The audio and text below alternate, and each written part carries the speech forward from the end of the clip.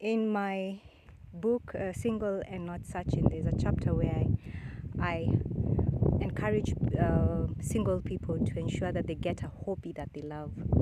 5 years ago, I came out and started living outside the city center, and I now live in the semi-rural area.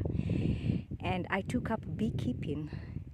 And for the last 5 years, I've just been growing one hive after the next, learning how the beehives carry on. But last week, we had a major problem. My neighbor's caretaker was burning grass, and unfortunately, they were burning the grass during the day, and it was so windy, so the grass, so the fire came on my side and destroyed the grass and the fauna, the flora and the fauna, which we've been having naturally growing for the bees. So you can imagine the wildflowers that are out here, the acacia trees, which go on and span on for around 10 acres, were all affected. And so this is quite a devastating time for us,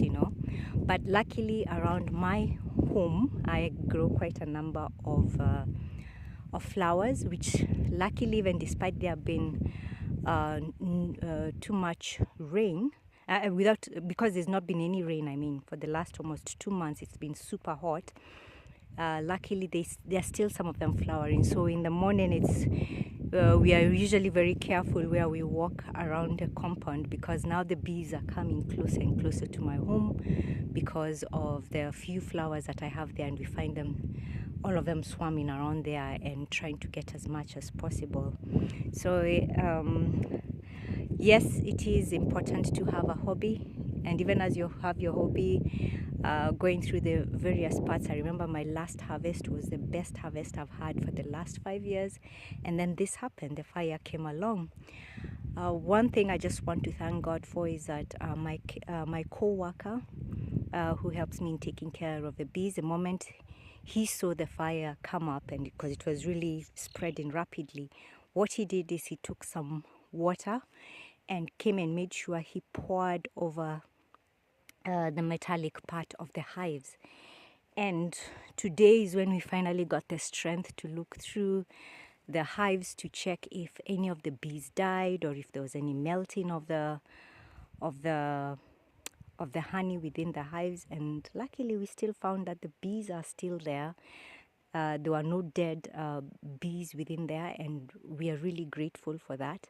That quick action of thinking, hey, just pour some water around where the fire had already started. This tree was already filled with, had a huge flame around it, but he battled his way forward and just made sure he splashed some water on the cover of the hives, the metallic part, and so hence it helped in the cooling part, and that's why we still have bees. The greatest challenge we have right now is to figure out how to get more plants that can grow very quickly, that those ones which have lots of flowers, so that we can make sure that we are taking care of these bees as much as possible. So even if I am still learning a lot around beekeeping, so I'm looking forward to hearing to anybody out there who can provide any information that would be helpful. I look forward to hearing from you all. Thank you.